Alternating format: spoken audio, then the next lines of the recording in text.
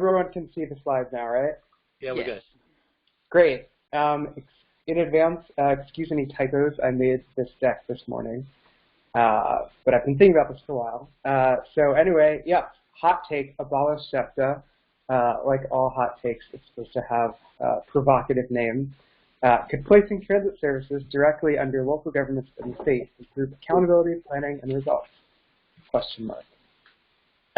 So I will get straight to it. The proposal here is for bus, subway, trolley, and paratransit services to be under the City of Philadelphia and the respective suburban county governments, and specifically as normal government departments who are accountable to elected officials and not an intermediate board of directors.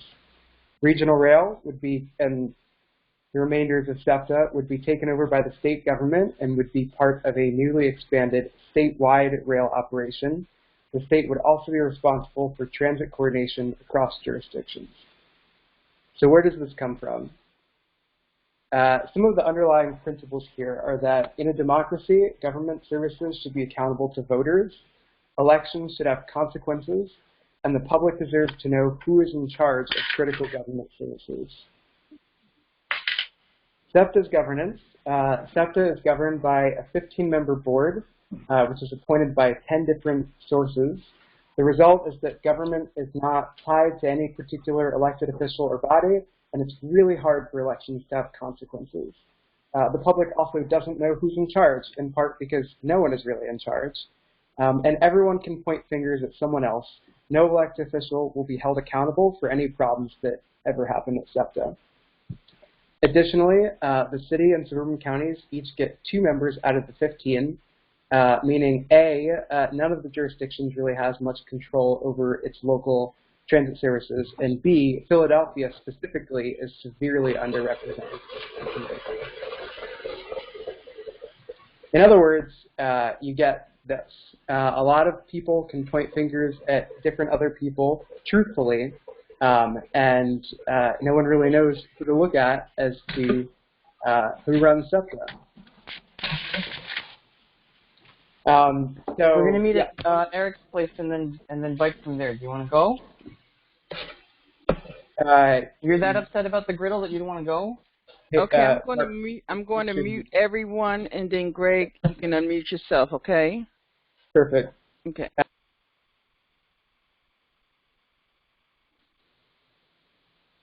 Okay, can you all hear me? Yes. Mm-hmm. Okay, great. So one of the key problems is elected officials not taking responsibility for problems at SEPTA. And honestly, I think that's fair. Like, anything that happens at SEPTA is not the responsibility of various elected officials. They already have plenty of other things on their plates, and there are a lot of serious political risks to associating yourself with things that you don't have control over. For example, I recently saw this piece by Angus Saffron in the Inquirer. Mayor Kenny's lack of involvement and Somerset L closure isn't a transit issue, yada, yada, yada. But here's the thing, right? The closure of the station literally was not a decision of the Philadelphia city government. And so, you know, why would you want to tie yourself to that?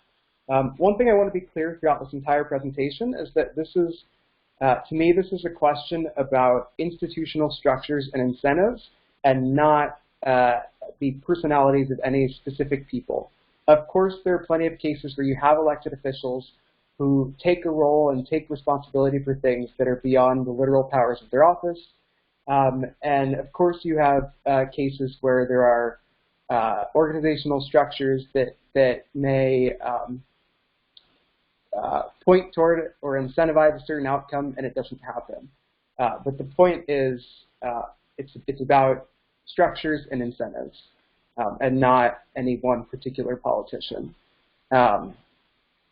Another great example is this, and again, like everything else, there are a lot of pieces to this issue, but I definitely do believe that one slice of the issue with regard to the new Amazon warehouse, the question about SEPTA trolley modernization, is that the elected officials in question, SEPTA is not their responsibility. And so it's both less of something, the details of trolley modernization is not something you're responsible for or necessarily as knowledgeable about, and also not something that they're incentivized to care about as much. And this, for example, and to be clear, I support this effort.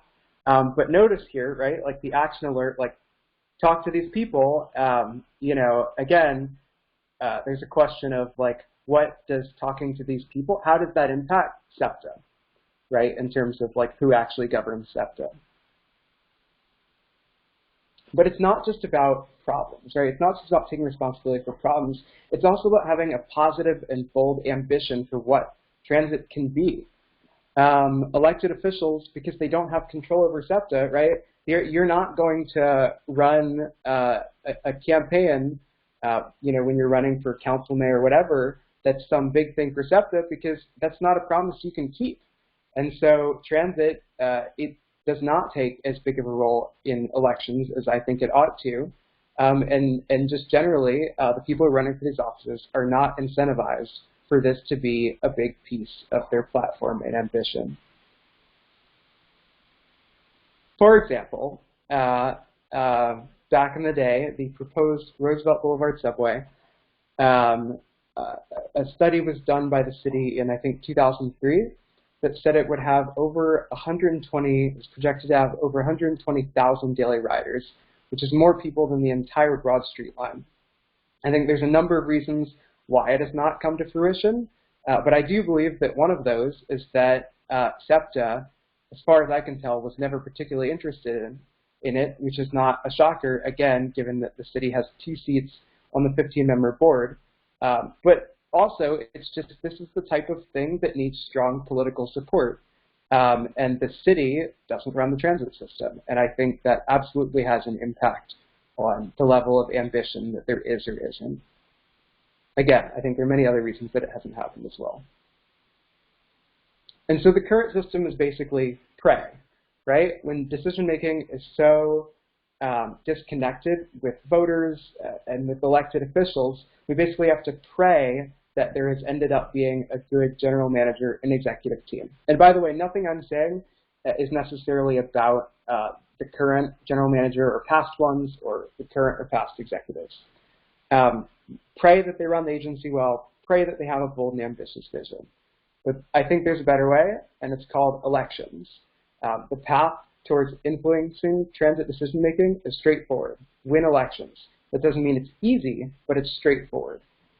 You don't always get what you want, but you don't always get what you want under the current system of prayer either.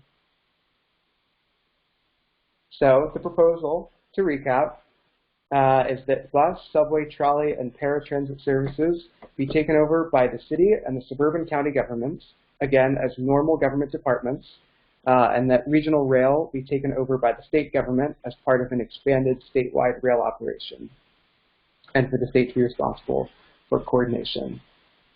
Drilling down on that a little bit more, one part that I really like in terms of new opportunities this opens up is integrated planning. There's a big interdependency between transit service planning and street design and planning. There's also a great saying that the best transportation plan is a good land use plan.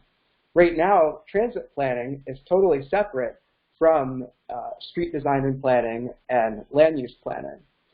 But with our new position of most transit services as part of local governments, you could now bring these things under one roof in a way that is currently fundamentally impossible. It's true that, for example, bus service in Philadelphia wouldn't be, the planning of it wouldn't be as integrated with that in, say, Chester County. Is that really necessary? And what about this sort of trade-off benefit that you gain? One example of one of the types of things you could do is, for example, have a Philadelphia Department of Transportation that does all the things: streets, transit, parking, taxi oversight, everything. And I also think the parking authority structure is dumb, and its responsibilities should be just a normal part of the city government. Separately, regardless of anything, I think sanitation is sufficiently its own issue area. But this is the type of thing that you could have that we don't currently have.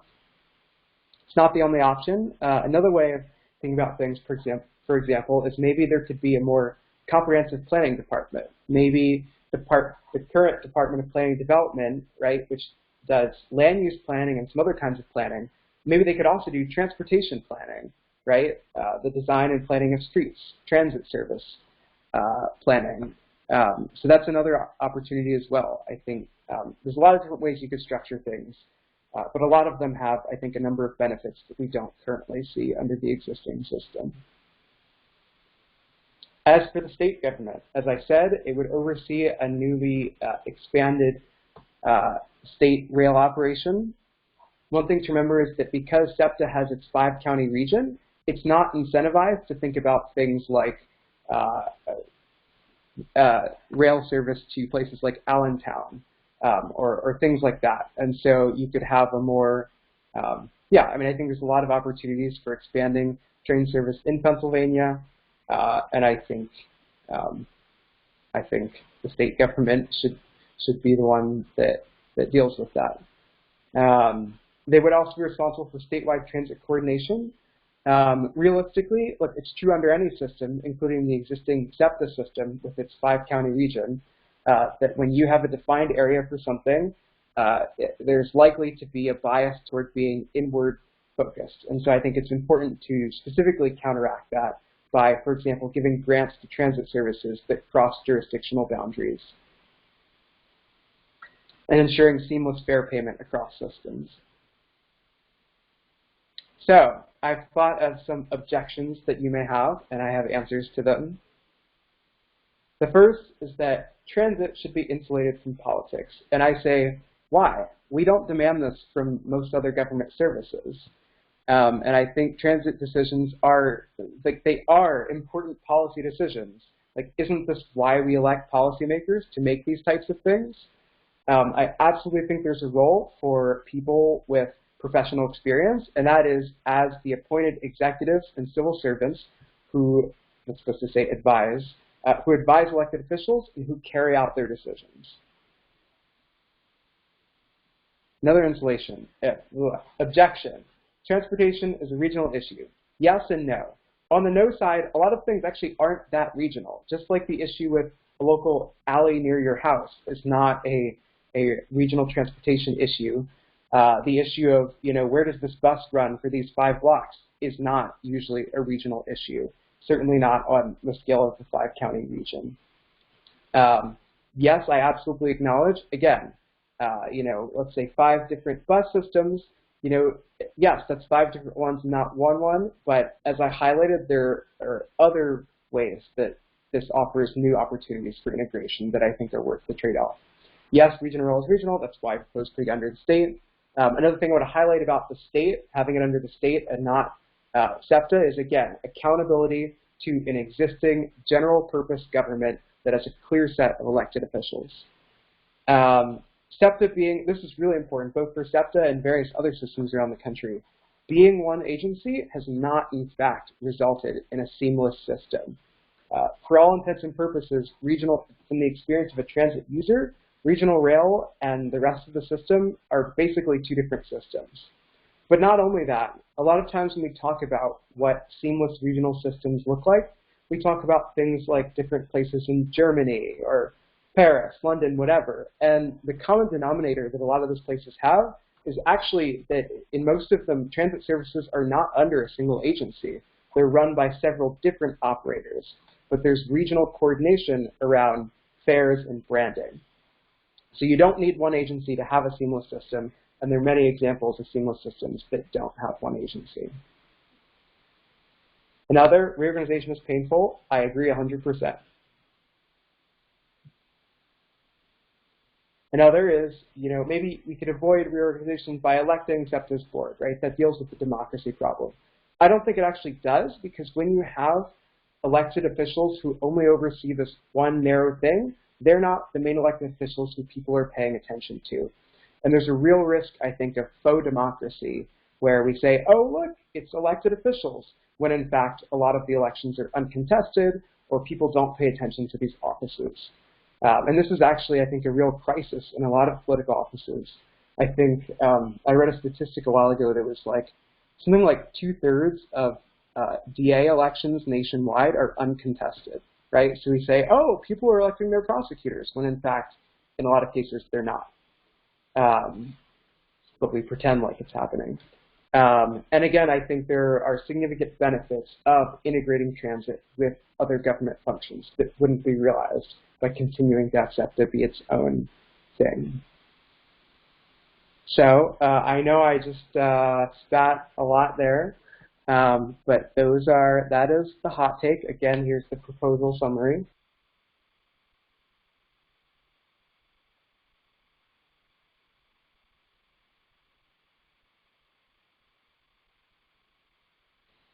Two people in their writings in particular, Yona Freemark and Jarrett Walker, they have a few great posts on this issue that I can pull up links to somewhere. But yeah, what do you think? Thank you so much, Greg, for that presentation.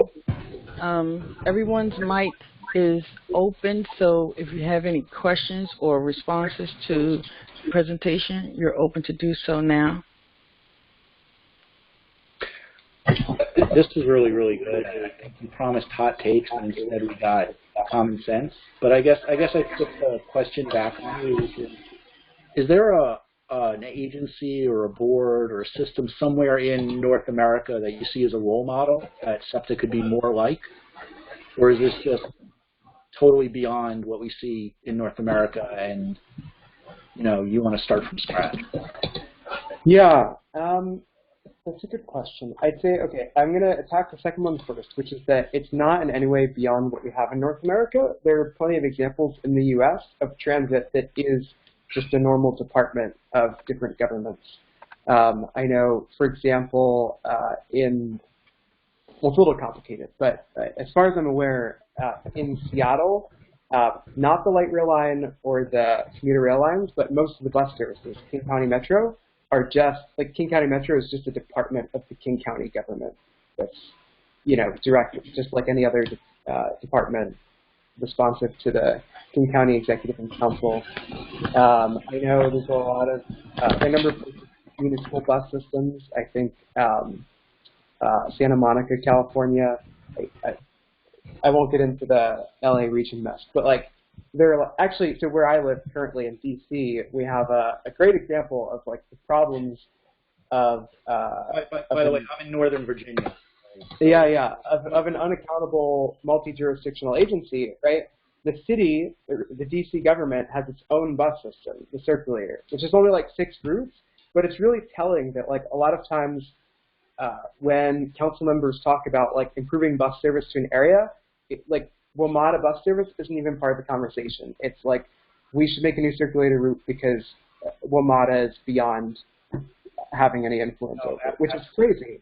I'm in Fairfax County, and WMATA took one of my local routes away, and basically the Fairfax County connector adjusted to that. And and there's actually, in part of D.C. Council District, Ward 7, the city is doing a whole study right now of improving transit in Ward 7 by creating new circulator routes. Doing anything with the existing Metro bus routes isn't even on the table, which I think is crazy, but again, the city doesn't control it. And so I think there's a real appetite for control over transit services by primary local governments. But also, just my point there is that the circulator is just a part of the DC District Department of Transportation. Right? It's not some special agency, yada, yada, yada. So there are a number of examples around the country of this already existing in some fashion. On the point of, are there examples of regional agencies that I think are good models for this? Honestly, I don't know. I think,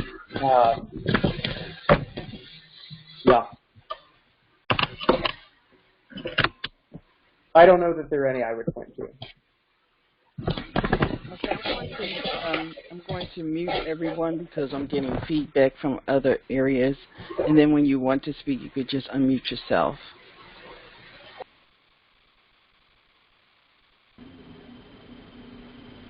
Greg, it's good seeing you again. I think you definitely, this definitely feels like a thing that you would bring up at a post-conference drinks, like 3 drinks in, and we'd all be agreeing with you and arguing with you. And I think you really laid out a really interesting proposal. And I wonder. So I guess the question I have for you is, what are your thoughts on just devolving, or I guess devolving the planning, just the planning aspects of service planning, and actually scheduling service to those municipal and regional governments, rather than and keeping the service operation actually centralized, because I think you also definitely gain some cost savings from having a common fleet, having a common pool of operators to run the service, and I think the reason why planning in agencies tends to be done in a centralized way, and I'm seeing that at RIPTA in Rhode Island, is just the ease of being able to align bodies with operating routes in a way that's easy. So I'm curious what your thoughts are on that. I think that's maybe closer to the German model, where the municipality is actually setting the frequencies and services, and that the contractor actually needs to carry out, and then the transport operator just runs it. Yeah, it's an interesting question. I think it does run into the issue of like how, like it does, like would the jurisdictions have full control or not? Like to what extent, like would they basically be treating SEPTA as a contractor or not? And if having it like that would, like, yeah. I would also say like another like important point here is that because the city accounts for the vast majority of the system,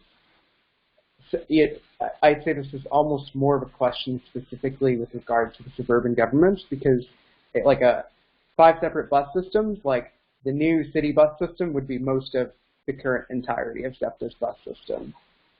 I don't know what the answer is. I will say, so my understanding actually, and maybe this relates to the previous question as well, in Phoenix, my understanding is that like Phoenix Valley Metro is like the pseudo transit agency, but in fact all of the routes, or almost all of the routes, are tied to a specific jurisdiction in terms of their funding.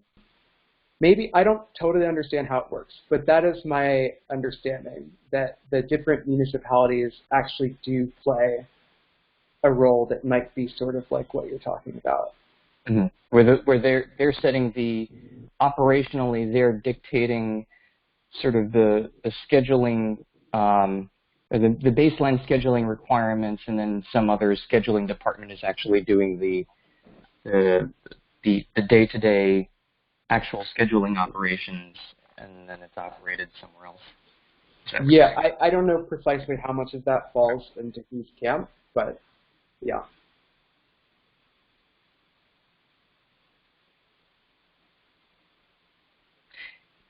Yeah, because I think you're really hitting the nail on the head, which is like how do you bring, you're writing that line between how do you make the elected officials more accountable, and actually, because I think the real opportunity here that you're talking about is, okay, so I vote for a city councilor, and they suddenly now also have access to, political access to dictate, how the services actually run, as opposed to having to go through multiple layers of government or a board, and having to appeal to the board for those changes. And so I think you're onto a really, really great idea. I'm just curious. I think the other question is how you would transition, and how you would manage the personalities involved in the sort of the fiefdoms of breaking up planning capacity from an agency. Yeah, I don't know. I mean, I think it's, like a lot of things that are, I don't know. And this is like one of my things, right, about this whole thing, right, is this question of like, is this realistic or not?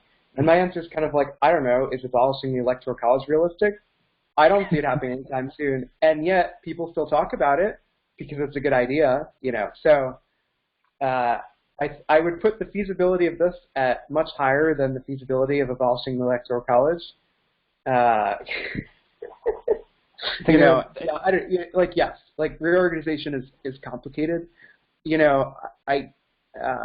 For what it's worth, like government agencies get reorganized in different ways on a fairly regular basis. And so I think it's important that we see a baseline, not as like, would there be messes compared to a status quo of no messes, but rather what messes would there be compared to a status quo where SEPTA already, gets reorganized when a new general manager comes in, or like XYZ happens in the state and that causes, like things in the city, state, and SEPTA are already constantly changing, so. Looks like Sid has something to say. Yeah, Sid has his hand up. Good to see you, Sid. Hey guys. Yeah, just jump in. I figured to raise my hand or put the raise hand emoji because I realized I had something to say, but this platform does not have the Zoom raise hand feature. So that's why I put in that emoji. But what I wanted to ask was, you gave the example of how Seattle has its bus services under King County Metro, which is under King County and not the city of Seattle. And that got me thinking,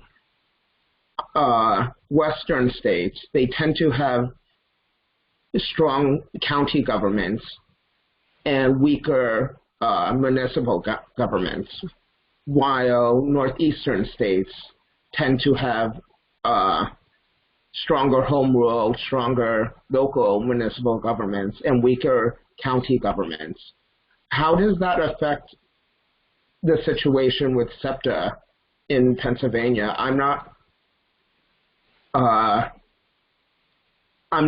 so aware of how strong the county governments are in Pennsylvania. I assume they're not as strong as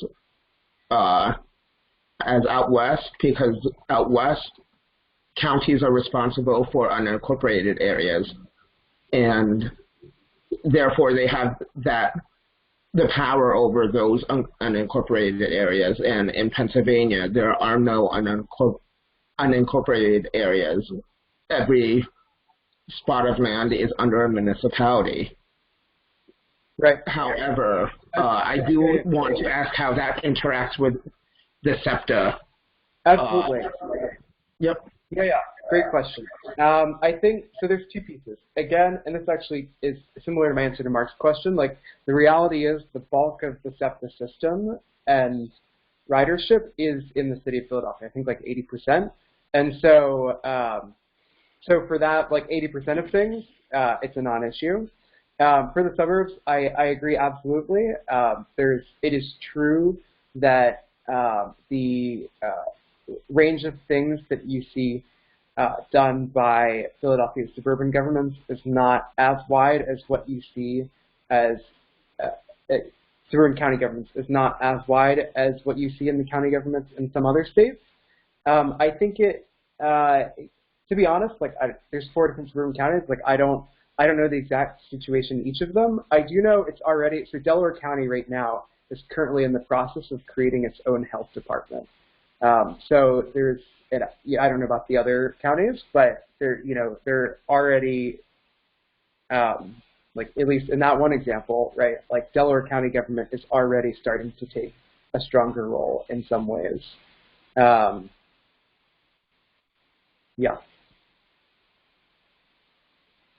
Sid's comments actually reminding me another point I wanted to laud you on, which is I think on the one, I think this actually raises a really interesting opportunity for attention, which I think we should embrace, and if we were to adopt something like this, both at SEPTA and at multiple Northeast agencies, which is, city governments will tend to have the resources to rally behind, actually, overnight building a transit planning department that could either operate or plan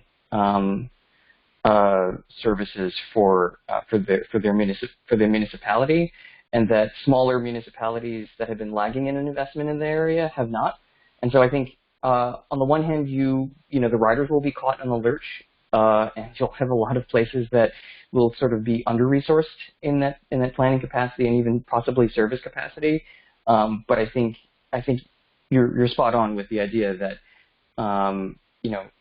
by devolving the responsibility of operating and possibly planning transit to these municipalities, then makes it a direct relation to the levels of investment that local leader is choosing to put into transit. I will say I'm not convinced there really would be a significant lack of capacity. I mean, each of the suburban counties has, I forget their exact populations, but on the scale of 500,000 people. Like, that's not small potatoes. So I think there's ample opportunity for all of the suburban county governments to have sufficient planning capacity. If the local leaders choose to prioritize that funding in that direction. Sure, but I guess even from a context of, take, how many ever planners SEPTA currently has, and then just like divide according to, current service.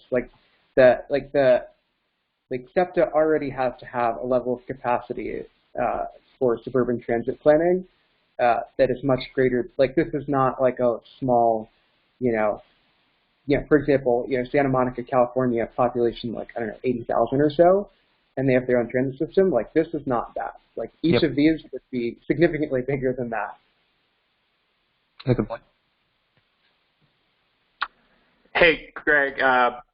This is Matt Popek. Full disclosure, I am one of those suburban county planner people that we've been referring to a little bit here. I can talk about other stuff. It's certainly an interesting topic that you bring up. My question for you, though, is I'd like to hear your take on the relative merits of having the Pennsylvania state government taking over a lot of the responsibility for services.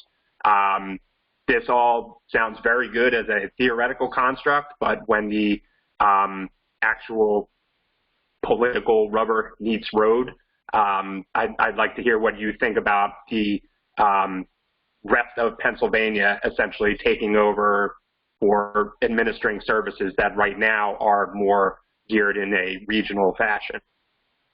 Right, that's a good question. Great. I'm sorry. Before you respond, thank you so much, Matthew, for your question. But I just want to let you know that there's 5 minutes left in the session. We do have room to wiggle a couple of minutes over, but I just wanted to make everyone aware of that. Okay? Go ahead, Greg.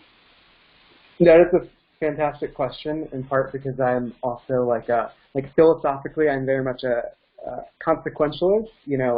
Regardless of whatever sounds nice, yada yada yada, what would the actual consequences of this be, especially in the political context. I think that's part of that is why this is limited to the state role is largely limited to regional rail and coordination. I think so a few things. The first is that when you sum up the 5-county region, it's a much bigger chunk of the state's population than, say, Philadelphia alone. So I think it does bring a significant level of weight with it.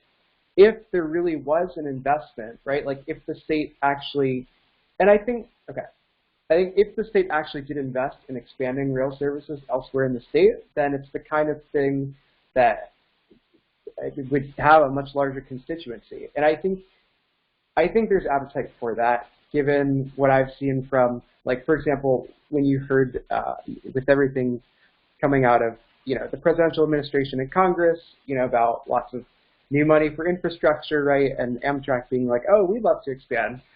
In both Pennsylvania and other states, you hear Republicans also talking about how they would like to see more train service. So I think, the question of that A, and then B, SEPTA is already very, very much beholden to state funding. And so I think if it's only the regional rail system that we're talking about, and like we're talking about expanding, ideally having more of these types of services elsewhere in the state, and there's appetite for that to at least some extent across the aisle, and this is compared to a status quo where the state already has a huge role, I don't think it would be particularly devastating or problematic.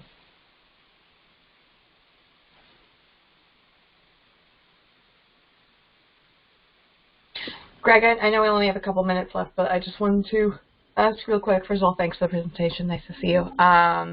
But I was wondering what you thought about how your proposal could affect funding streams.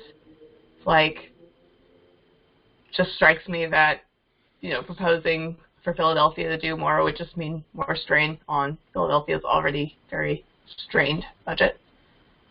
How so? What I mean by that is SEPTA has current funding sources, right? Sure, and but so, imagine whatever the current funding sources are being split up. I know it's a question of how do you split that up, who gets how much, all that stuff. But suppose, right, everything were funded at its current existing levels from current existing sources, that would not put a sudden new Sure, strain. I mean, it doesn't have to be, but I guess I just feel like politically in Pennsylvania, that would not be very viable. Oh, this thing is just, part of the argument is oh, this is a regional thing run by regional players, with a regional board, and we're going to argue for funding, and it just, probably wouldn't happen. Yeah. I mean, I think that the flip side, though, is that it's already the case that local government statewide depends heavily on state and federal funding, including SEPTA. Transit systems around the state depend on state funding. Road maintenance around the state depends on state funding. And so, a big chunk of the city's budget and of suburban government's budgets already comes from the state and federal governments. So I guess in many ways it's more of the same. On the flip side, though, I actually think it opens up a big new opportunity, which is that with the current system of SEPTA being this separate institution, I think it creates an institutional disincentive for Philadelphia city leaders and suburban government leaders to try to seek out additional funding. For example, doing something like extra tax revenue from some source or something to support transit service, because it's basically, right, they're fighting to raise new revenue that their own government then doesn't get to spend. And so with this under their control, I think there could be more interest in, raising money for a thing that they now actually have control over. That's a good point. Sounds if you're the California state government, are you just going to make lots of donations to Yosemite National Park? No, you're going to say, well, that's a national park. It's the federal government's job to fund that. Okay, everyone, thank you so much. Are there any other questions or concerns? Okay, if not, I want to thank everyone for participating and joining in on this session. Thank you so much, Greg, for your presentation and your wealth of knowledge on the topic. It's really appreciated. Everyone is more than welcome to join our next session, which will begin at 11:40. And if there are no other questions or concerns, we can end the session now. Thank you all very much. Thank you. Thank you so much for your help. Oh, you're welcome. Have a nice day.